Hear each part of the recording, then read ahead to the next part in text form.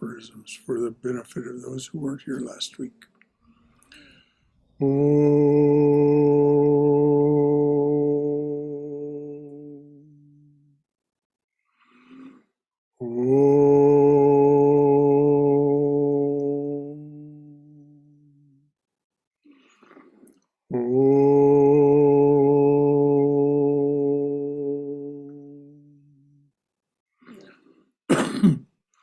Om Sahana Vavatu Sahano Bhunaktu Saha Viryam Karavavahai Tejasvina Vaditamastu Ma Vidvishavahai.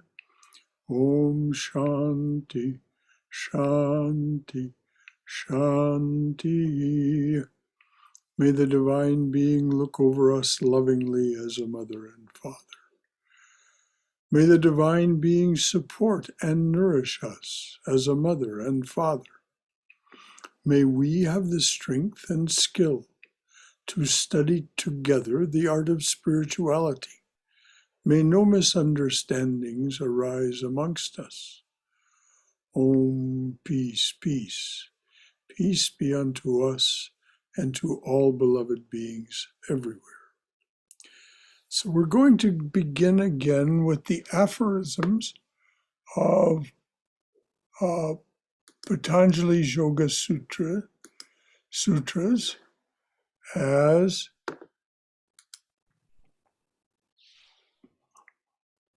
translated and commented on by Swami Prabhavananda with the assistance of Christopher Isherwood. How to know God. The Yoga Aphorisms of Patanjali. Chapter 1, Yoga and its Aims. Aphorism number 1. This is the beginning of instruction in yoga. Basically, yoga means union. It is the Sanskrit ancestor of the English word yoke. Hence, it comes to mean a method of spiritual union. Yoga is a method, any one of many, by which an individual may become united with the Godhead, the reality which underlies this apparent ephemeral universe. That is the key concept right there, that by practice of this and other yogas, you can become united with the Godhead, the reality which underlies this apparent ephemeral universe, and is the essential truth of your being. To achieve such union is to reach the state of perfect yoga. Christianity has a corresponding term, the mystic union, which expresses a similar idea. And certainly, if you read the testimony of the Christian saints, Saint Teresa of Avila, Saint Catherine of Siena, Thomas Aquinas, Meister Eckhart, and so on, you find that they have achieved this mystic union, perfect yoga. Bhoja, one of the classical commentators on these aphorisms, defines Patanjali's use of the word yoga as, quote, an effort to separate the Atman, the reality, from the non-Atman, the apparent. And as we'll see, as we go along, this takes place in 6 steps. Patanjali says the first 6 steps or limbs of his yoga are self-effort, purushakara. The last 2, having prepared yourself through this purushakara, the last 2 are something that happens to you. And so as we learn to separate the reality from the non-reality, the Atman, we separate the Atman, the reality, from the non-Atman, the apparent. This is the purpose of the first 6 limbs of yoga. The aim. One who practices yoga is called a yogi. 2, yoga is the control of thought waves in the mind. Now, it's not the suppression of thought waves in the mind, as we'll discover. It is the control so that they don't dominate your awareness, those thought waves in the mind. You are free to turn your awareness to something more profound, which is sometimes called the silence, the great silence. Yoga is the control of thought waves in the mind. According to Patanjali, the mind, chitta. Now, chitta means mind stuff, and it isn't contained in the head. The mind stuff is roughly equivalent to all of the nervous systems that exist within our body. So you're learning to control the vibrations that occur in all of those nervous systems. According to Patanjali, the mind, chitta, is made up of 3 components: manas, buddhi, and ahamkar. Manas, the mind stuff itself, buddhi, and ahamkar. Manas is the recording faculty, which receives impressions gathered by the senses from the outside world. Buddhi is the discriminative faculty, which classifies these impressions and reacts to them. Very important.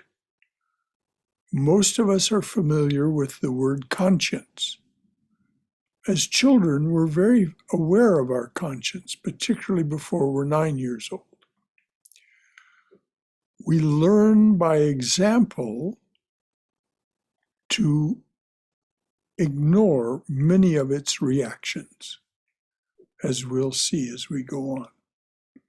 Buddhi is the discriminative faculty which classifies the impressions delivered to it and reacts to them. Ahamkar is the ego sense, which claims these impressions for its own and stores them up as individual knowledge.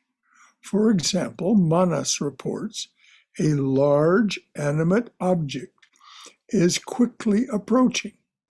Buddhi declares that's a bull. It is angry. It wants to attack someone. Notice that it receives the impression and then goes through all of its recordings of name and form and says, oh yes, this is a bull. And then not just a bull, it's an angry bull. It wants to attack someone. Ahamkar screams, it wants to attack me. Patanjali, it is I who see this bull. It is I who am frightened. It is I who am about to run away. Later, in the branches of a nearby tree, Ahamkar may add, now I know that this bull, which is not I, now I know that this bull, which is not I. So now this is classifying name and form, the very first beginning of classification. Classifying name and form as there's I and then there's not I. So now I know that this bull, which is not I, is dangerous. There are others who don't know this. It is my own personal knowledge which will cause me to avoid this bull in the future. Now, this classification of mind, buddhi, and ahamkar are from Samkhya philosophy. If you want to know more about Samkhya philosophy, of course, you can study it in many ways. But there's an excellent summary of Sankhya philosophy in an appendix to Swami Prabhavananda's Bhagavad Gita. The title of the appendix is The Cosmology of the Gita. And it's also, roughly speaking, the cosmology of Patanjali, although he does step outside it into a kind of dualistic worship of the personal God. There is no personal God as such within Sankhya itself. So let's pause here for a moment and see if there are any questions, comments from your own wisdom or experience, or concerns that you'd like to raise based on what's been said so far. I have a comment. Please. I thought that it was really interesting that the ahamkar has the ego sense, but also the memory, the knowledge that us even sort of remembering something is tied up with the ego sense. Yes, interesting. The mental impressions are part of the store of knowledge of the ahamkar. And it's knowledge of name and form. Ahamkar, of course, is a reflection within us. There is only one I. There is only one being in the universe, capital B, being. As a verb, there is only one being in the universe that has these aspects, buddhi and ahamkar, but it's reflected in us as a seeming, an apparent individual being. This is what we learn to separate from that one being as through the practice of yoga. And we see then that all these memories, all of these mental impressions of name and form, they are not I either. They are not the truth of my being. They're just something that you, so to speak, own. Like you own the things around you in your home. But those things are not you. You don't confuse those things with yourself. Those are things that you own and use or appreciate. So yes, the mental impressions, the storehouse of these classified names and forms, is part of the ahamkar.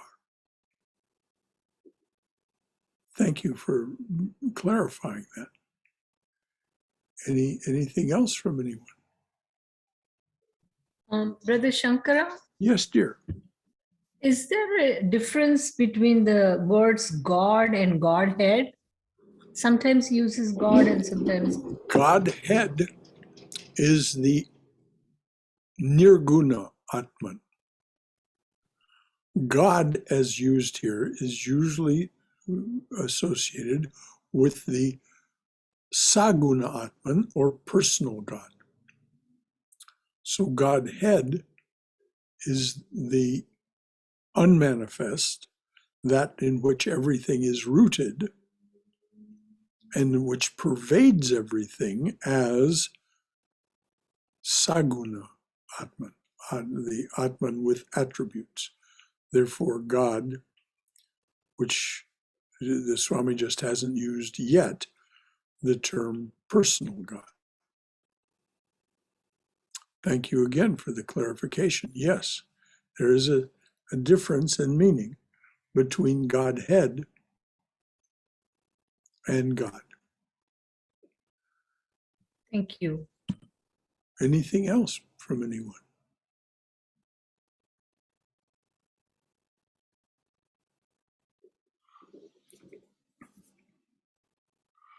So when he says God, the underlying reality, is by definition omnipresent. Now, it is only in our awareness that there is any difference between the personal God and the Godhead. There is in fact no difference. It's only our sense of individuality and our sense of individual awareness that makes us think in those terms. So when he says God is the underlying reality, it's by definition omnipresent. Yes, omnipresent, omniscient, omnipotent. Those are characteristics of Ishwar, which appears to us as Ishwara, the masculine form, and Ishwari, the feminine form. Gods and goddesses, God and goddess. But in fact, as Sri Ramakrishna says, it is only our sense of individual awareness, which is like a stick on the water. If you think of just a little body of water, and there's a stick, well, the stick seems to separate the one side of the water from the other, but there is no separation. The stick is simply our individuality. God, the underlying reality, is by definition omnipresent. If the reality exists at all, it must be everywhere. It must be present within every sentient being, every inanimate object. God within the creature is known in the Sanskrit language as the Atman, or Purusha, the real self. That which breathes is not the reality, but it is the dwelling place of that which is, the Atman, or Purusha, the real self. So I'll repeat that.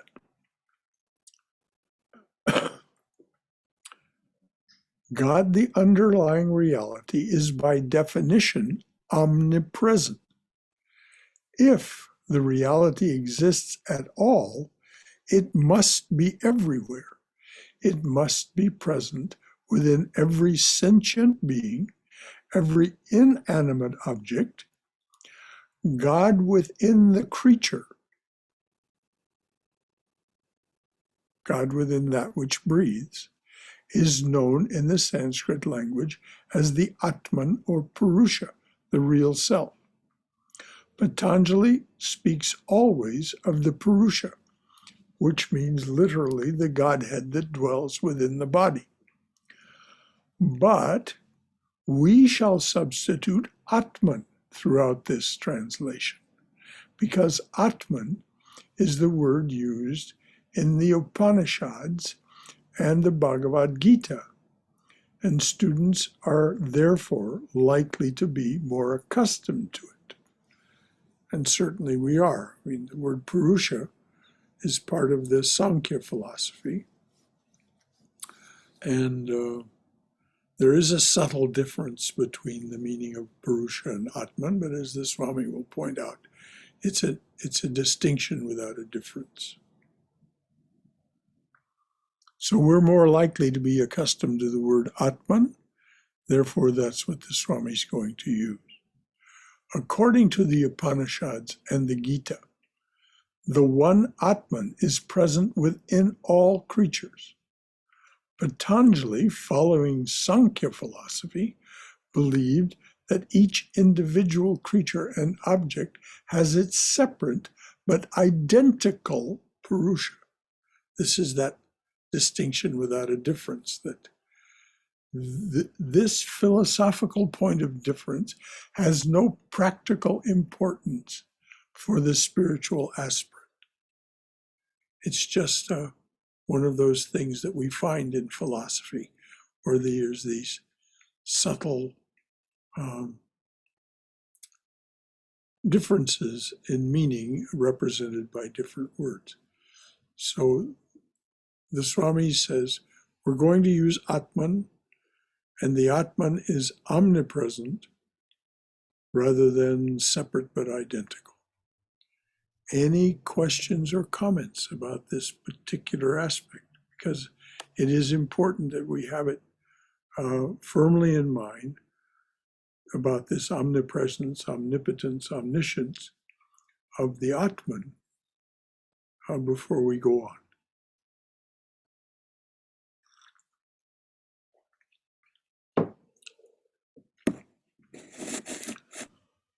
The mind seems to be intelligent and conscious. The mind seems to be intelligent and conscious.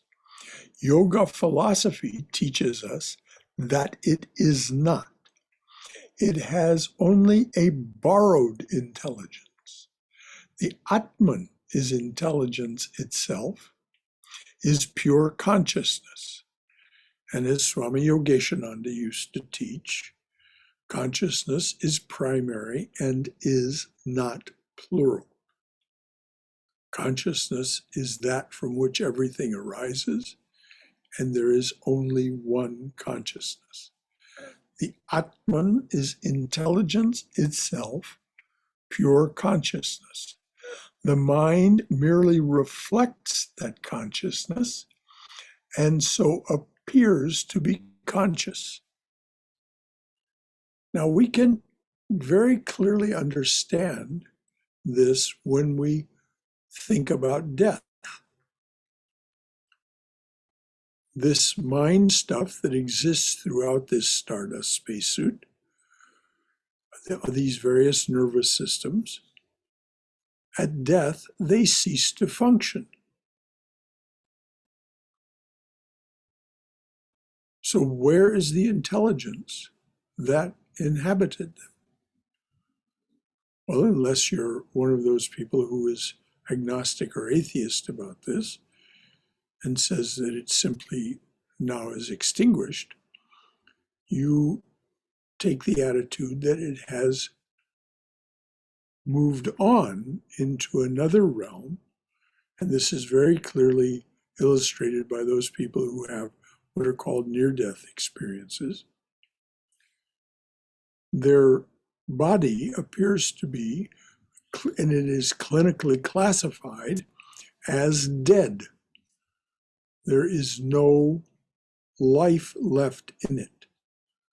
And so the medical people are struggling mightily to get it to revivify by attracting that vivification to it, by shocking it and causing it to reanimate itself.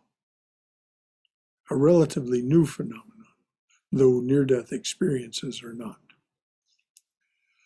They're very ancient. So we only appear to be conscious as long as that consciousness, that awareness, which is represented by those three things, the mind stuff, which is, it both is in us all as all these nervous systems, but it also exists as a very subtle essence. And along with that, the buddhi and the individual I sense, ahamkar, those are said to be what transmigrates or reincarnates.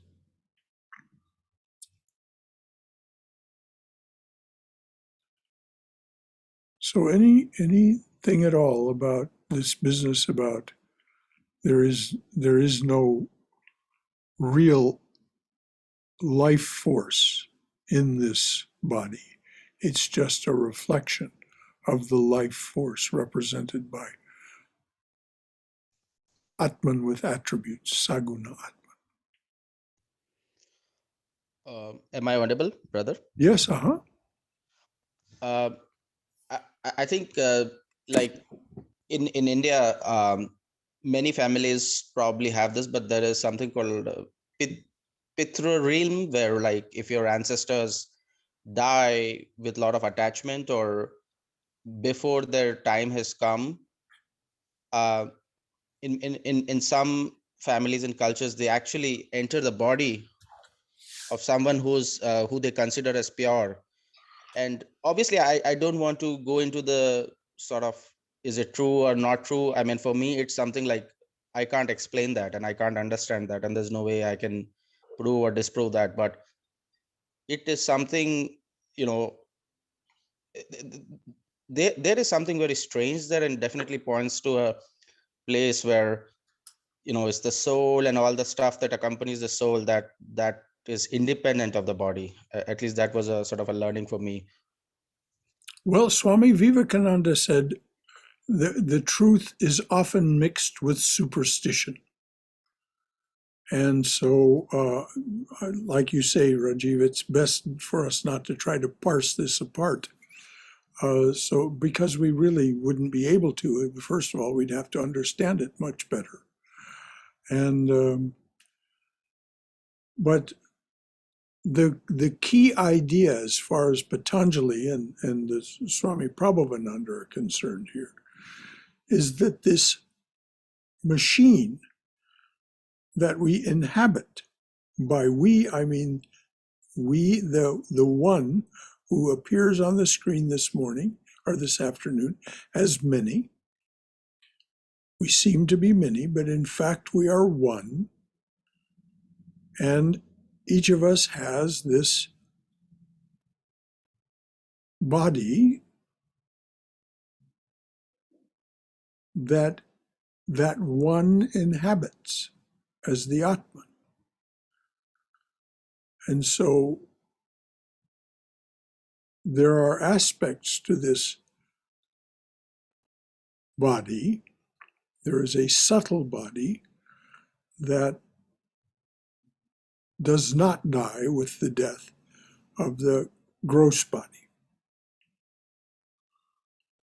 That's the key idea we have to have firmly in mind. Thank you, Rajiv. Anything else from anyone?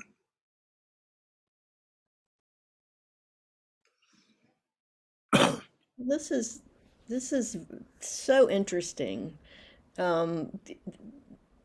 Near-death experiences, what happens to the mind, all that. You know, it was actually a topic some friends were discussing this morning on Facebook.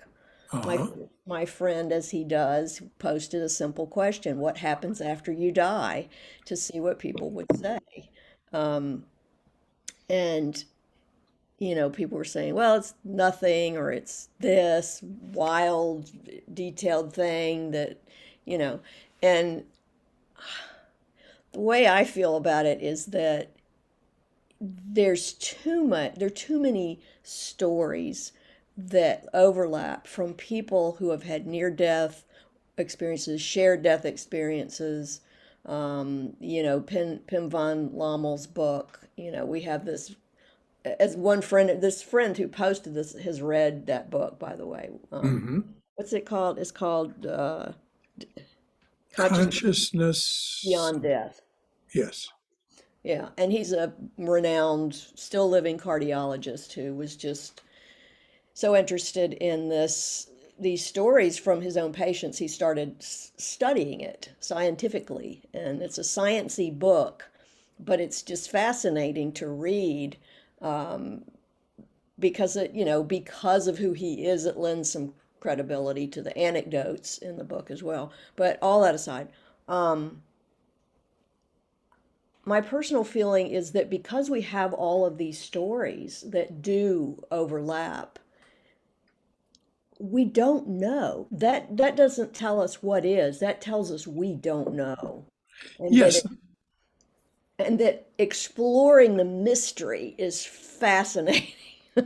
But saying we know for sure it's this, that, or the other is kind of boring. well, it's interesting that you bring that up. The great singer-songwriter Iris DeMent, uh, growing up, had many of these same questions and ended up saying, because we really don't know, the title of the song that she wrote is Let the Mystery Be. We'll know when we know. And this way that we're studying is said to be one way for us to know before we pass out of the body.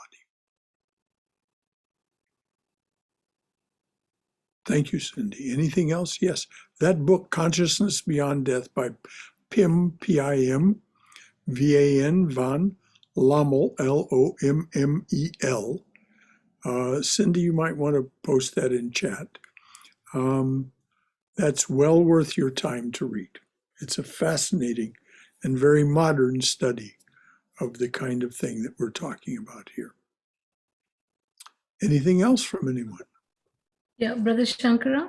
Yes, dear. I think I sort of understand that once the mind gets rid of all desires, then there is no need for it to take a name and form to realize those desires. But it is so difficult to get rid of all desires, and there are so many desires. So if one has to reincarnate, then how or who decides what desires get that chance to manifest? Or Well, you as this small y, you have made that determination before death by that being what occupies your attention, which draws your attention. You keep returning to these things, and so you're not satisfied. And so it's said that, therefore, as King Bharata had a pet deer and loved his deer, the story goes that King Bharata, at his last moments of his life in the body, was saying, my deer, D-E-E-R, deer. And so then was reincarnated as a deer. This is the story. It's told in the Puranas, and it's said to be true. So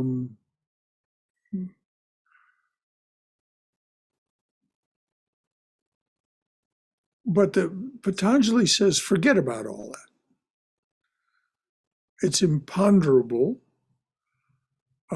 Learn how to concentrate. Learn how to separate by that concentration. Learn how to separate your awareness, which is the awareness of the Atman, the consciousness, pure consciousness.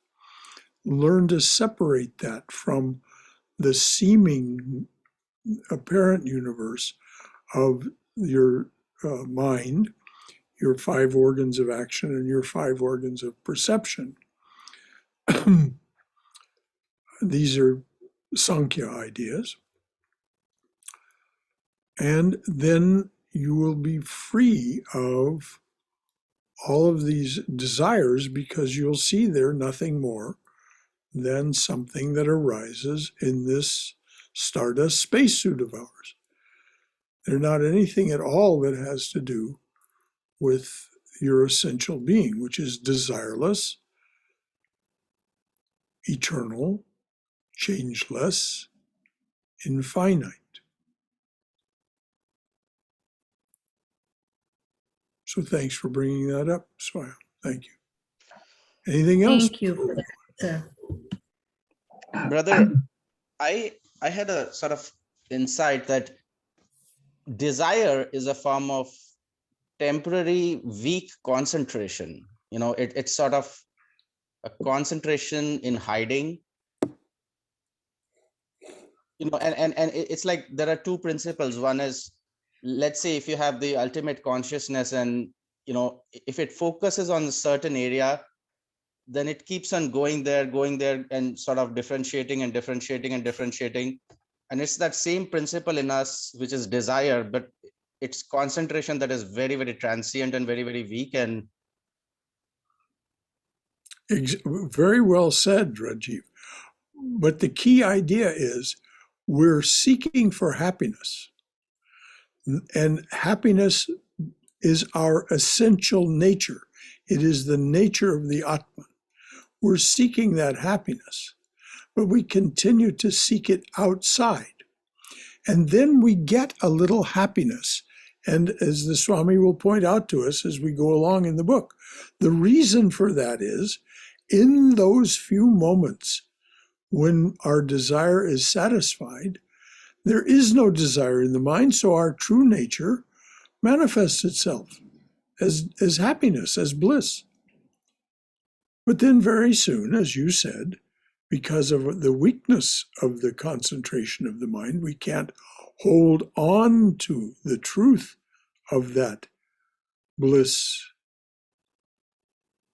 Then the mind wanders off and says, oh, well, I either want that again or I want something else. And so we go on and on and on. And this is characterized from here as the hamster wheel. The hamster spins that wheel, spins that wheel, and is very active and seems even to be happy spinning the wheel. But nothing is achieved, nothing whatsoever. So that's what is so easy for us to do, is simply spin the hamster wheel of relative awareness and think that we're making some sort of progress. And we are, but it's not apparent to us. It's slowly and slowly we do learn from our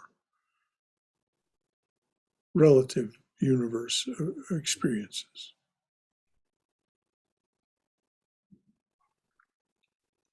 Okay.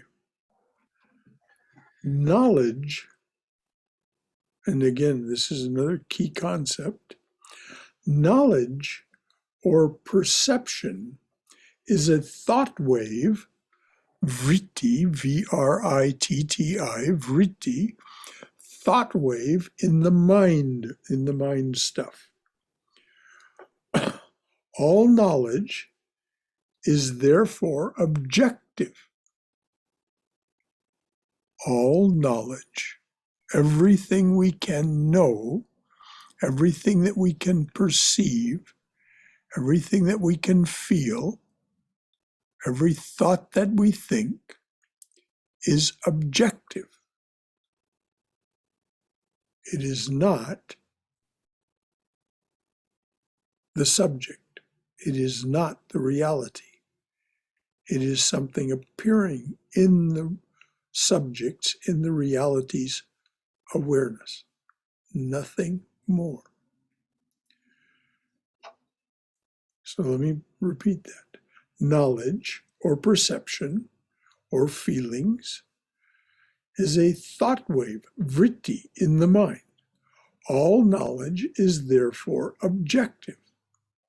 Even what Western psychologists call introspection or self-knowledge is objective knowledge according to Patanjali, since the mind is not the seer, but is only the instrument of knowledge, an object of perception like the outside world. We seem to be aware of our minds, like we seem to be aware of the outside world.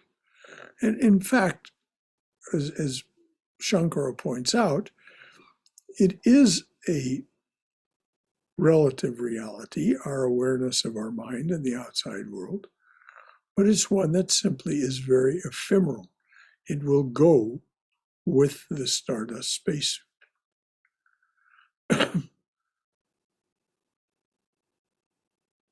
So the mind is not the seer. The Atman is the seer. The mind is only the instrument of knowledge, an object of perception, and is an object of perception like the outside world. The Atman, the real seer, remains unknown. And of course, that's the aim of Patanjali's yoga, is for the Atman to become known and for us to become aware that it is not all of this objective aspect. Every perception arouses the ego sense, which says, I know this. Every perception, every feeling, every thought arouses the ego sense, which says, I know this. But this is only the ego speaking, not the Atman, the real self. The ego sense is caused by the identification with of the Atman. The ego sense is caused by the identification of the Atman with the mind, senses, etc. It is as if a little electric light bulb would declare, I am the electric current, and then proceed to describe electricity as a pear-shaped glass object containing filaments of wire.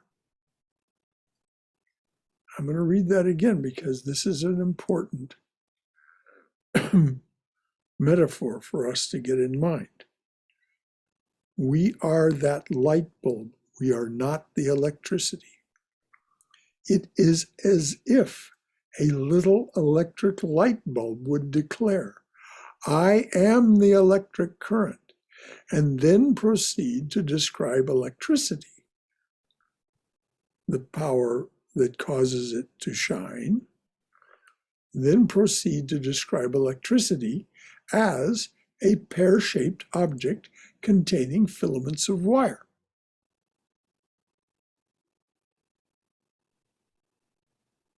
Now just think about that light bulb absent the current, the power. It's inert. It's simply the potential of a shining thing as soon as the current is running through it. Such identification is absurd. We recognize it as absurd if the light bulb says, I am the power. Such identification is absurd as the ego's claim to be the real self. Nevertheless, the electric current is present in the bulb, in the light bulb, and the Atman is in all things everywhere. It's why anything appears to us as at all. As James Schwartz said when he was here one day, describe to us what you see. Schwartz is a teacher of direct path Advaita. And everybody talked about the things that they saw. And then Schwartz said, well, what about the light? If it weren't for the light, you wouldn't see any of this. So it is the light of being, the light of consciousness that allows us to think that I have 5 fingers on this hand and 5 fingers on this hand, and if I put them together like this, I'm clasping them in prayer, and so on.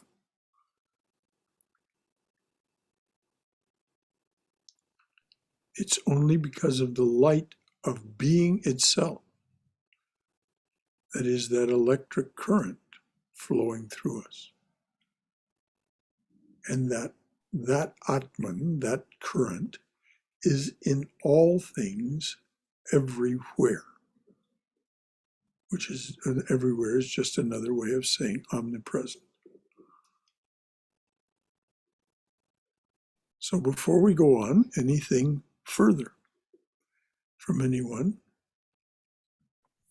Because it's not good for us to go ahead as long as there remains a feeling of uncertainty or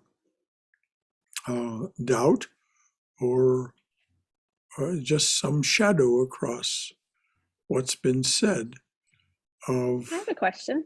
Yes, please.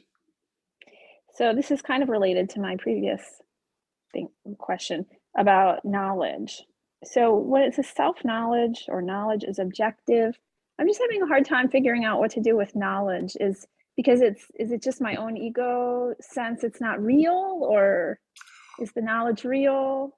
I'm not The really sure what to make of that knowledge, part. the knowledge of objective reality is real in the sense that it is useful to us within the objective reality. There is higher knowledge. That's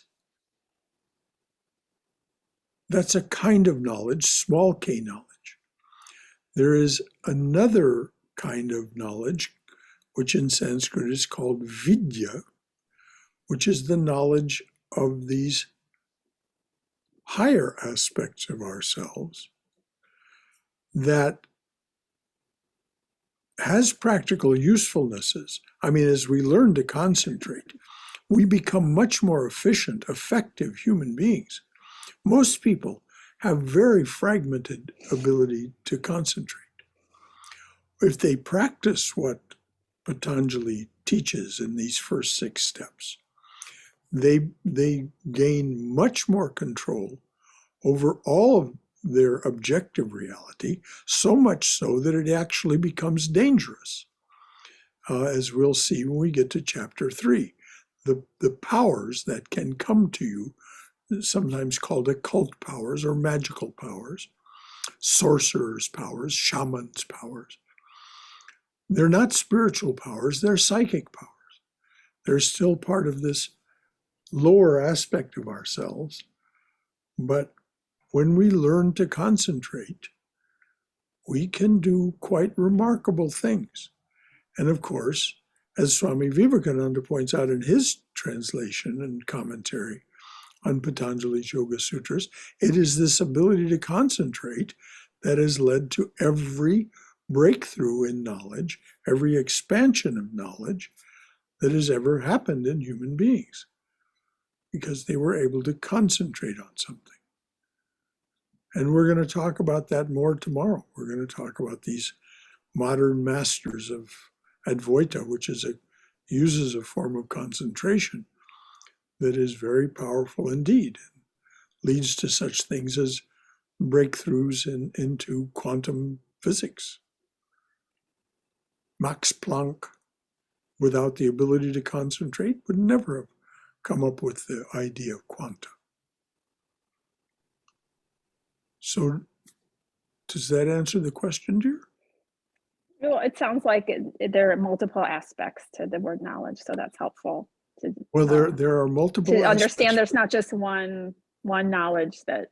Well, there's the confusing. objective. There's the objective knowledge of our senses and our feelings and our thoughts that has very great practical use within the subjective reality that we share. Mm-hmm. Then there's a higher kind of knowledge that on the surface doesn't seem to have any practical use, but what we find is as we pursue it,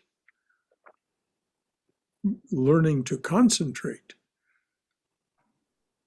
that it is very powerful and effective throughout every aspect of our beings, the lower as well as the higher. Thank you. So thank you for the question. Very apropos question.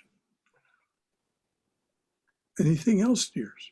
Sean, Actually, I was going to say, there's a question from Shanti, and then I also have a comment. So I can read first what Shanti has to say, and then. Okay, Shanti, please go ahead.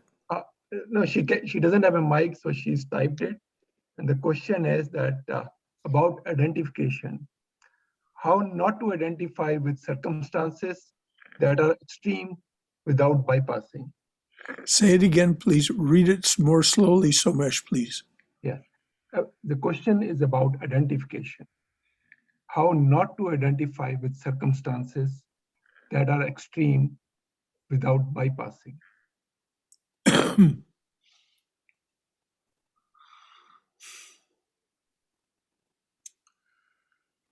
The answer is contained within what we're studying. As you learn to practice what Patanjali teaches, which is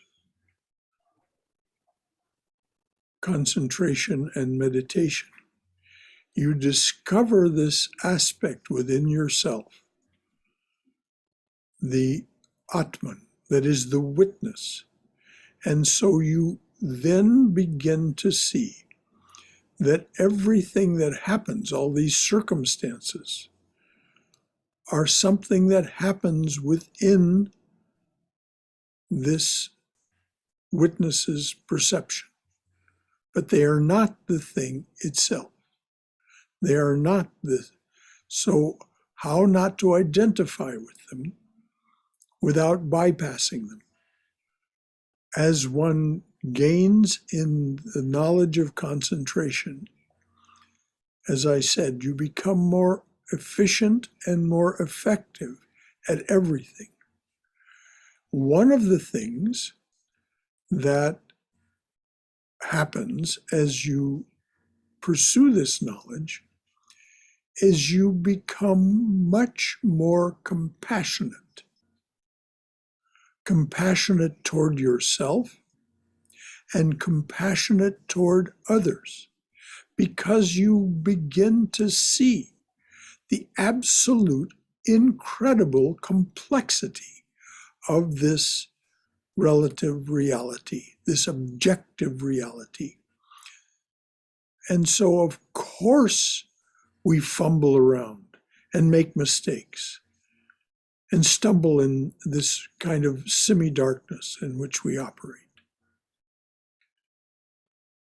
So one begins to disidentify with the circumstances and the situations themselves, but one becomes much more compassionate toward being in those situations, compassionate toward oneself for experiencing what one experiences, because we have these instruments of experience, and then much more compassionate toward others for also being confused and making mistakes and doing things that are harmful to us.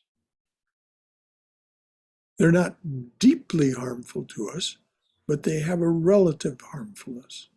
The Atman is invulnerable. Your true being is absolutely invulnerable. So I hope that answers Shanti's question. And you had something, Somesh. Yes. So first, Shanti responded, wonderful. Thank you, Brother Shankara. And thank you also, Somesh. Okay. And my comment was that, all my life I have lived like, this, that buddhi is intelligence. And the impact is that, I have gained knowledge with this buddhi. I'm very proud of my buddhi that, I have gained knowledge, I've used it, I've been like that. And suddenly now, here it comes that it's not the mind is not intelligence, it's the Atman's intelligence that reflects. So then the thought came to me is that, okay, it's my Atman who has caused this intelligence. So, and then I realized that no, it's not different Atmas. There's only one consciousness, and it's just reflecting differently. So I'm Yes, but Somesh, I so like what you said. You've gained a great deal of knowledge and used it. And that's why we've come here. That's why we've come. There's this little poem: being, creating, doing, sharing. The joys of these is why we're here. When you're truly tired of this, just sign off and head for home. There's no reason whatsoever to not take joy in the being, creating, doing, and sharing. As Sri Ramakrishna said, you've come to the mango grove, eat the mangoes.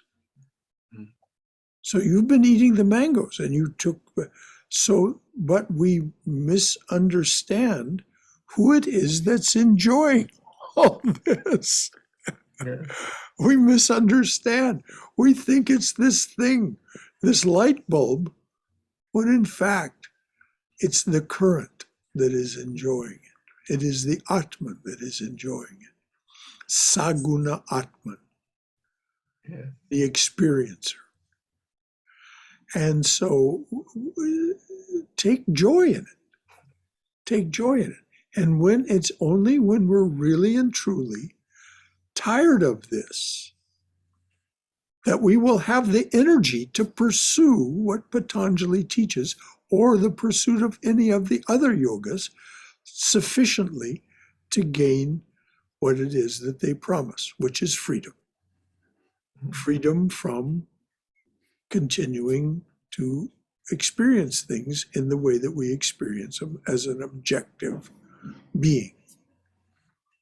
But there's nothing wrong whatsoever. Nothing whatsoever wrong in doing this. It's why we invented this. We as the Atman, we as the divine presence, the Godhead. It's said in the Chandogya Upanishad, I am one. So there's the simple truth. I am one. I shall body myself forth as many. We are that. Both that one and that many. Now, the reason that this is such a convincing and compelling reality, the small r reality, the reason it is so convincing and compelling is that it has all the power of the one reality behind it. I mean, it's meant to be convincing and compelling. What fun would it be if it wasn't? So what is our adventure? Our adventure is to find our way out of here when we're ready. Well, I assume that's why we're all here on this Saturday afternoon. Let's find out more about, as Bob Dylan sang in the song, there must be some way out of here, said the joker to the thief. I can't get no satisfaction. I can't get no relief. Well,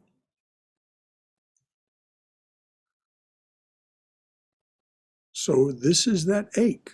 This is that ache. There must be some way out of here when we get weary of just those things of being, creating, doing, and sharing. And of course, that has many, many, many more aspects than just those four.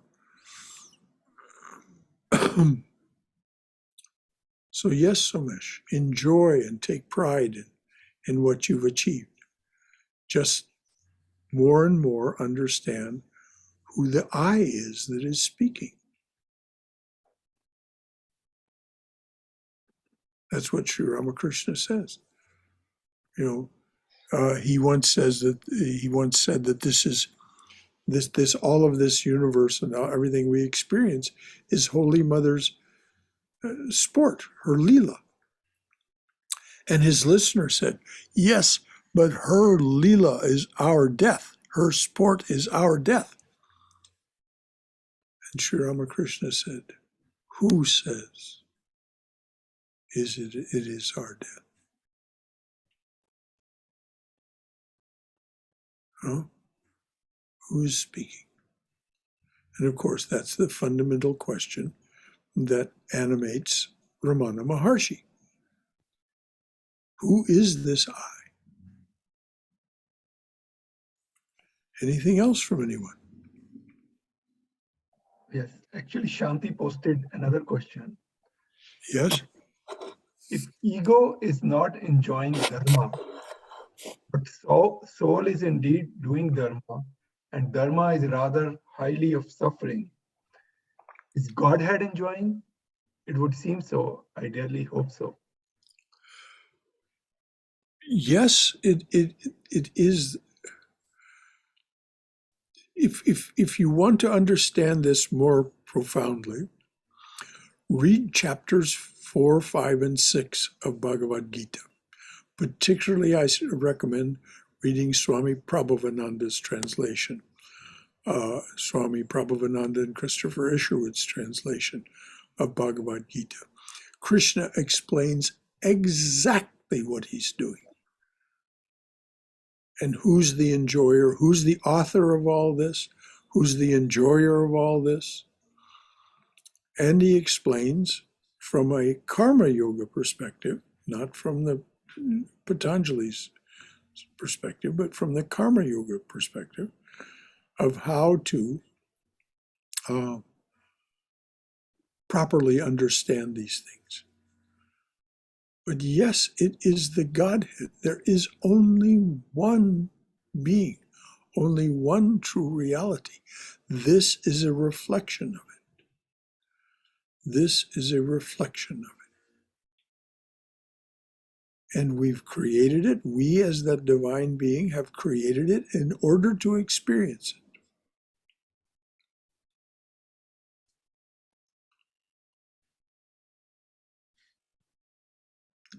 And if you want to understand this more profoundly, there's another place to look, and that is Swami Vivekananda's talk on the Atman, which is chapter 15 of his book, published as his book, Jnana Yoga. He didn't write it. He simply spoke these lectures. But that particular lecture was given to the Brooklyn Ethical Association in February of 1896. And it's very forceful in its description of how this did and did not occur. I mean, did it really occur? No, he says it's a dream. It's Brahman's dream. It's Atman's dream. Brahman and Atman are equivalent terms. So it's after 1 o'clock, so we'll leave it there. Anything else? I mean, as far as reading the text goes, anything else? Any other final thoughts from anyone? Hari Om Shankara. Hari Om Balakrishna. I think this is a wonderful discussion, but that metaphor, that electric bulb and the electricity metaphor is so important and so, deep rooted. Actually, if we let it go without all this knowledge, we think we are the doer of everything, that ego takes over everything, just like the electric bulb. Mm-hmm. But this is where the Viveka comes in, and this is where Sri Ramakrishna says, I am not the doer. I and my are the main problems as far as the desire is concerned. When once we understand that, and when once we do the mananam and all those things, this is where all these yogas, that karma yoga, when you are doing the karma yoga, I am doing for God's sake. It's nothing with me. And even when I get any kind of reward back, it is prasad from the God. If we start with that aspect of it, this electric bulb metaphor is so wonderful. Yes, exactly. Thank you. You're right. I mean, the Swami was a very good communicator, and this is a very good communication. Yes. You know, the electric bulb is a very good metaphor for what we are. Without the electricity, the bulb is just an inert thing. There's not going to be anything shining forth from it. Nothing's going to happen. It's just going to sit there. The moment it is properly inserted into the socket where the current is going to run, then it shines. And this gives the idea of when Sri Ramakrishna says, I am not the doer. This is the reason for it. And he says that over and over. Yes. He says that he, as Gadai, later known as Sri Ramakrishna, that what he referred to as his stardust spacesuit as his pillowcase. He says the pillowcase is not the doer. And the God alone is the doer. I am the instrument. I am the instrument. And so it's the instrument of action. It's the instrument of enjoyment. It's the instrument of everything that we can imagine within this objective or relative reality.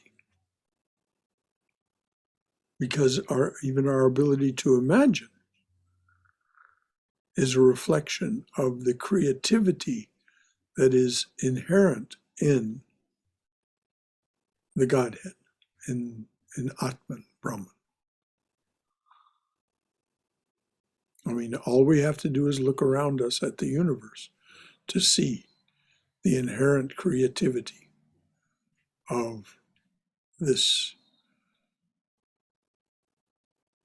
being, capital B, verb.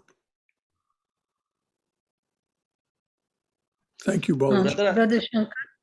Yes, Sorry. dear. Brother Shankara, the ability to concentrate seems to vary from individual to individual. And in medical science, of course, they attribute that to imbalance in the chemicals, and there are medications. How does that tie in with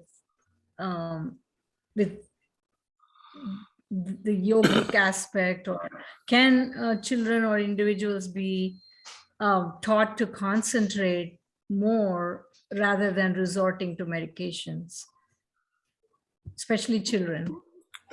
Without resorting to medication, did you say? Or Yes. meditation? Medication. Oh, Medicines. medication. There's no reason to object to medications as long as the purpose of the medication is not to derail the child.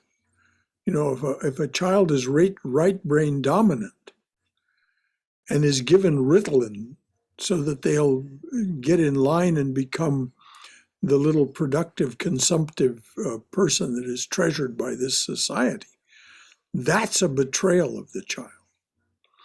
But if they're neurodivergent, if they have some sort of brain chemistry aspect that keeps them from being able to be organized in their thinking, and it makes them prone to anxiety, panic attacks, these kinds of things, then those kind of medications are very helpful. And the divine presence, once the intention becomes firm about the desire to learn how to do these things, Sri Krishna is absolutely explicit. You do the work, I'll get behind it and make the results occur. So concentration is possible for everyone. These modern medications make it much easier. But as I said, if the intention is to take a right brain dominant child who's full of imagination and is free in its thinking, that is to say, it isn't imprisoned by language and so on. If the intention of the medication is to make that right brain dominance go away and leave the child only with its left brain capabilities, as Einstein said, the left mind is the servant. The right mind is the genius. We have created a civilization, a society, which enthrones the servant and ignores the genius. And it's simply because we have a society, a civilization that measures its value by gross domestic product. How much do we produce? How much do we consume? That is value. Well, that is limited indeed, and it makes people very, very unhappy. Hear, hear. Thank you. So those people who desire to be outside that should be encouraged rather than corralled into our paradigm of measuring everything by production and consumption.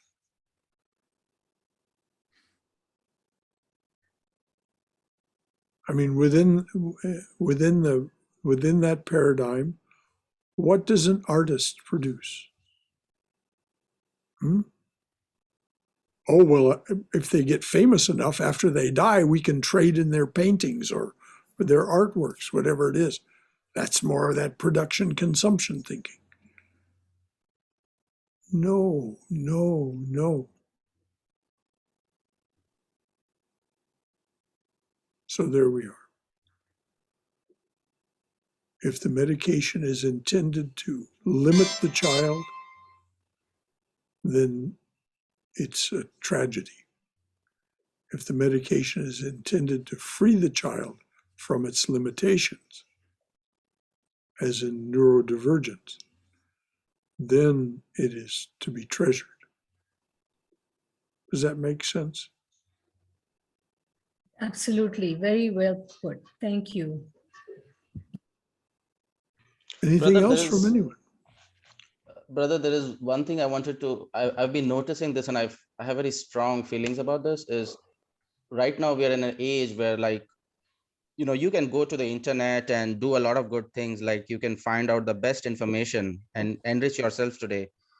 But like you said, when Maya produces something good, she produces, on the other hand, 10 times bad. And right now there is a war going on right now on the digital and social and all these things to hijack your attention. And I can also see it, like, in the past few years, because of all these phones and apps and all these things, I can see that even I am losing the ability to concentrate, and our future generations are losing this ability. They are like slaves of their devices and applications, and their attention is being hijacked. They're like the slaves. In the old age, the producers, like the laborers, were the real slaves. Today it's the consumers that have become the slaves. And the vulture capitalists are trying to hijack your attention and your concentration. And I don't know what change this is going to bring to the future generations. Well, none of us know, Rajiv, and I have only this to take issue with in what you said, that when Maya produces a little good, it produces 10 times as much bad. I don't know about that. All I know is what Swami Vivekananda said and what Sri Ramakrishna said, and for that matter, what other great teachers have said. And that is that it's always perfectly and equally balanced. We just don't see it. That whatever these many bad things that you just pointed to, and indeed they are undermining of the human condition, but something else is going on at the same time. We just have to look more carefully to see what it is. And the way to find it is to look within ourselves, and then we see it mirrored in the outside world. But it's very interesting that those who produce the devices that you talk about, the screens, those various screens, they do not allow their children to play with them. They severely limit their access to these devices because they know how intentional they are, as you pointed out, to hijack our attention. So we just have to use them intelligently as spiritual aspirants. It becomes much more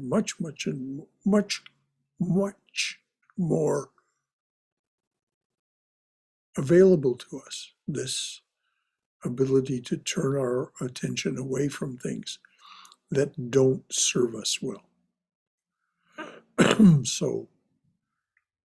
But it's only by doing the spiritual practices that this comes to us, because otherwise we just are lost in the maze of Maya. Anything else from anyone? All right, dears. Oma Satoma Satgamaya, Tamasoma Jyotirgamaya, Mrityorma Amritangamaya, Abir Moiti. O dearly beloved Lord, lead us from this realm of noisy confusion and delusion to thine abode of serenity, silence, clarity, and peace. Lead us from darkness and ignorance to the brilliance of thy wisdom and love. Lead us from death to immortality. Light us through and through. Light us through and through with thy everlasting, shining presence. Jai Shri Guru Maharaj Ji Ki Jai, Durga Durga Durga. May we be safe. May we be healthy. May we be cheerful. May we have peace of mind. May we go forward in the loving and protective embrace of the Divine Being as our Mother and Father. So just a little note for those of you who've stuck around. Some of you may have received a bulletin this morning. Cindy very kindly sent it out earlier. That tomorrow morning at 9:30 a.m. our time here in Atlanta, 9:30 Eastern Standard Time, a webinar, a seminar delivered over the web, will take place. The sponsor is the Academy of Yoga and Meditation. They're located somewhere in the Midwest, maybe Illinois, I'm not sure. Anyway, they coordinated with the consulate here in Atlanta, the Indian consulate. And one of the presenters tomorrow is Swami Atmapriyananda from one of the prestigious institutes of the Ramakrishna order in Kolkata. There were two other presenters, but Atmapriyananda very kindly suggested to the Indian consulate that they include your resident minister in this. So tomorrow morning at 9:30, it'll be worth your while, I'm sure, to hear these wonderful people who are presenters. But I will have a small contribution to make myself. So you can find the link to join us. There's a Facebook link and another link. I've forgotten what it is. But there are two possible links that you can use to join. And you'll find those in that newsletter that bulletin that was sent to you this morning. Not the newsletter that was sent on Thursday, but the one that came, this bulletin this morning. Or you'll find it on the website or on our Facebook page. So 9:30, and then at 11 o'clock, of course, there'll be our regular Sunday morning talk, which has to do with modern masters of Advaita, Swami Vivekananda, Ramana Maharshi, and Nisargadatta Maharaj, all of whom taught in the 20th century. And then a surprise guest from the world of quantum mechanics, that there are people from the quantum perspective that are seeing consciousness as primary. And this is one of them. So that'll be a surprise for tomorrow. Any final thought or comment from anyone? All right, dearest. Until we see one another again, as always, what a delight. And we will end it here until tomorrow morning. Jai Shri Thank Guru you. Maharaj Ji Ki Jai. Durga Durga Durga. Yo.